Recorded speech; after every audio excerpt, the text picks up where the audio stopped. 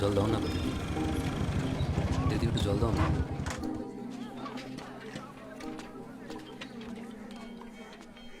Key చాలు. ఇలా ఎండలో కూర్చొని అందరిని నీళ్ళు అడిగే బదులు నువ్వు వెళ్ళి పట్టుకోవచ్చు కదా. మేము బావిని అంట రాదు కదయ్యా అని ఆ బావి చెప్పిందా? నీ కుండ నిండాలంటే అయితే వర్షం రావాలి, లేదా నీలో ధైర్యం రావాలి. ఆడు పంచముడు, ఆడెలా బావిని ముట్టుకుంటాడు అంటే కింద జాతివాడు.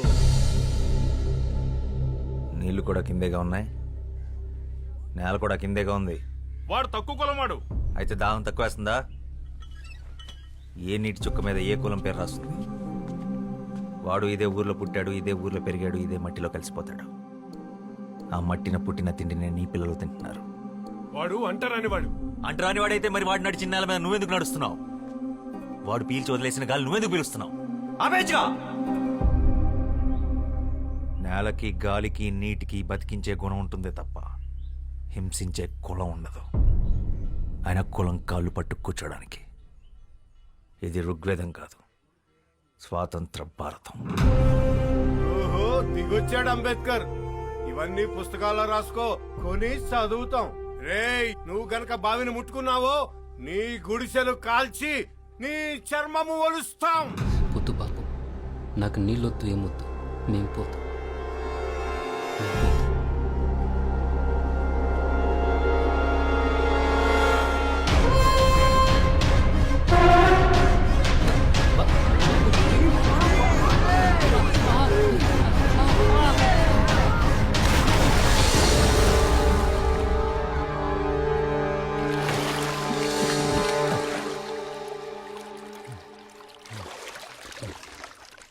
ఇప్పుడు ఈ బావి కూడా అంటరానిది, వాడికే సొంతం. దాహం అనుకున్న వాళ్ళు తోడుకు తాగండి, కులం అనుకున్న వాళ్ళు ఎండి చావండి.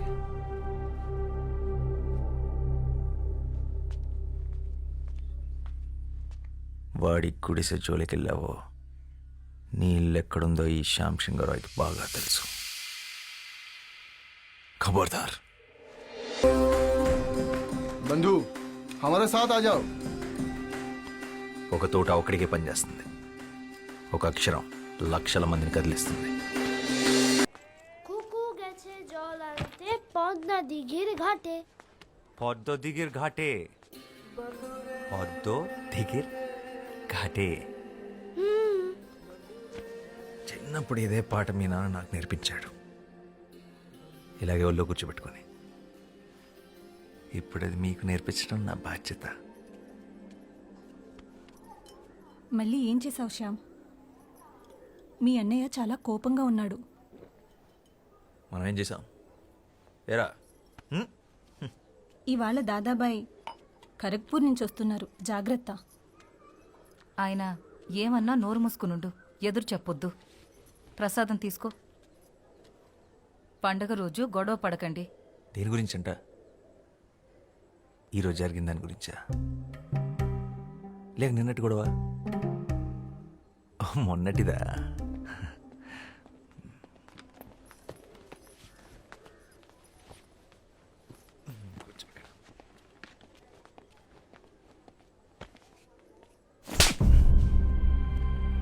నువ్వేం చేస్తున్నావో నీకు అర్థమవుతుందా శ్యామ్?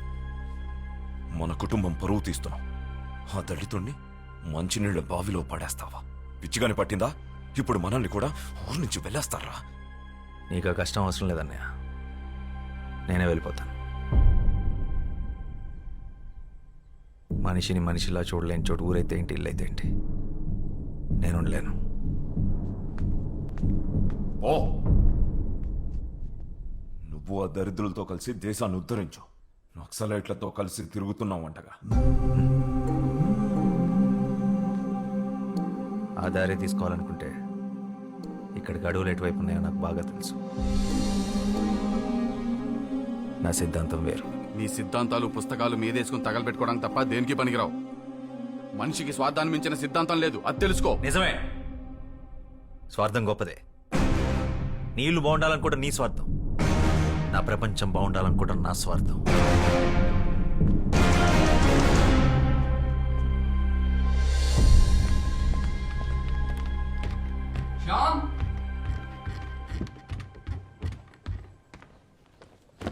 కోప్పడకురా, కొట్టింది అన్నయ్యగా. ఇది అన్నయ్య మీద కోపం కాదు మనోజ్, సమాజం మీద. ఇది మన ఇంటి సమస్య, ఊరి సమస్య కాదు, దేశం సమస్య. సమాజాన్ని మార్చే శక్తి సాహిత్యానికి మాత్రమే ఉంది. శ్యామ్, నేను వెళ్ళాలి, నేను రాయాలి. ఇదేంట్రా ముందే సర్ది పెట్టేసుకున్నావా? ఎవరికి చెప్పొద్దు. 3 రోజుల ముందే టికెట్ కొనేసా హౌరా బండికి. పండగ కదరా, పండగ అయ్యాక వెళ్ళొచ్చుగా. పండగ ప్రతి సంవత్సరం వస్తుంది. నా సమయం వృధా అయితే తిరిగి రాదు. అయినా నాస్తికుడికి పండగ ఏంటి? రాత్రి అందరూ పడుకున్నాక బయలుదేరతాను. వదినకు చెప్పి రసగుల్లాలు చేసి కట్టిపెట్టము. మానేరా. అయిపోయింది, మానేసా. జాగ్రత్తరా, వెళ్ళంగానే ఉత్తరం రాయి.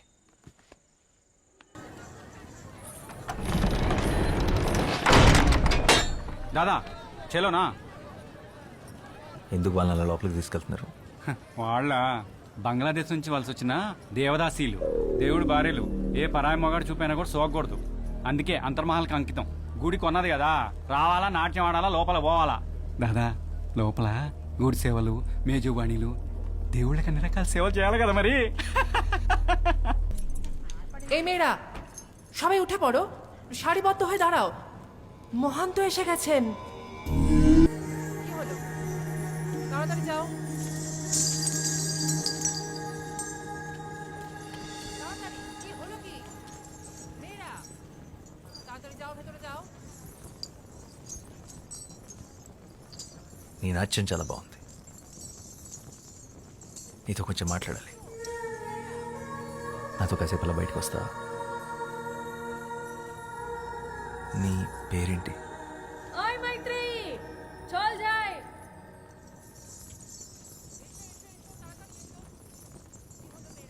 మైత్రి.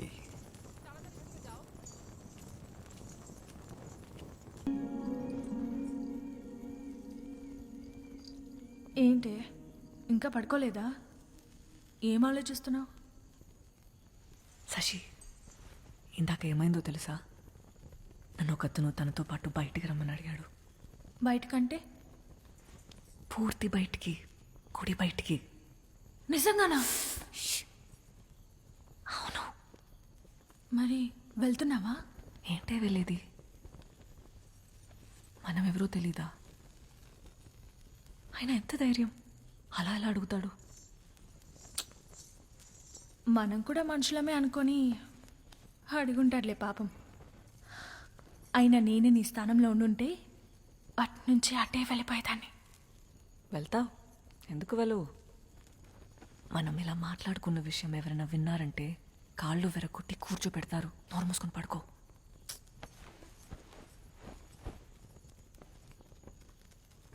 ఆయన అలా ఎలా వెళ్తాం ఎవరు ఏంటో తెలియకుండా?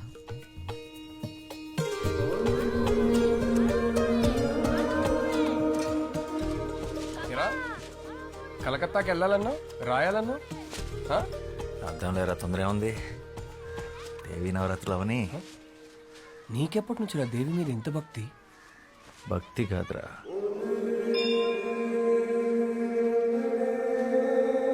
ప్రేమ. అలా వినోదిని అనే దేవదాసి తన 100 ఏళ్ల జీవితాన్ని గుడిలో సౌభాగ్యంగా గడిపి చివరికి స్వర్గాన్ని చేరుకుంది. అయితే మీ వినోదిని తన జీవితంలో గుడి దాటి బయటికి ఎప్పుడు వెళ్ళలేదా? లేదు. ఎందుకు? ఒక దేవదాసి దేవుడి సన్నిధి దాటి బయటికి రాకూడదు, అది శాస్త్రం. ప్రపంచం అంతా దేవుడి సన్నిధే కదా, బయటకు వస్తే తప్పేంటి? పాపం వినోదిని మీ దేవుడు సృష్టించిన ఈ అందమైన ప్రపంచాన్ని చూడకుండానే వెళ్ళిపోయింది. 100 ఏళ్ళు దాసిలా కట్టుబాట్లతో బ్రతకడం కన్నా ఒక్కరోజు స్వేచ్ఛగా మనిషిలా బతుకుంటే బాగుండు.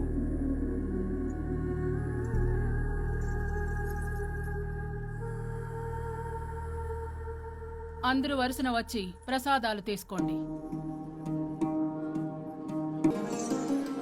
రాత్రి 10 గంటలకి దక్షిణ ద్వారం. నీకోసం ఎదురు చూస్తుంటాను.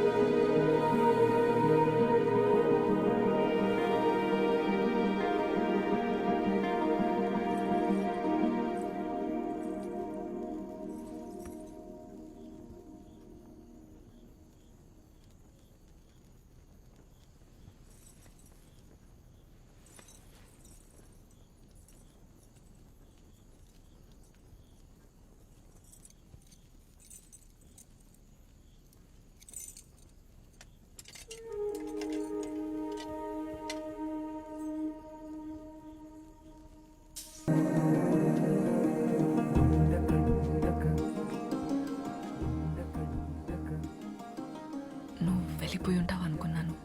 నువ్వు వస్తావని నాకు తెలుసు. నేనేం బయటికి రావాలని రాలేదు. నువ్వు నిజంగా వచ్చావో లేదో చూద్దామని వచ్చాను. సరే,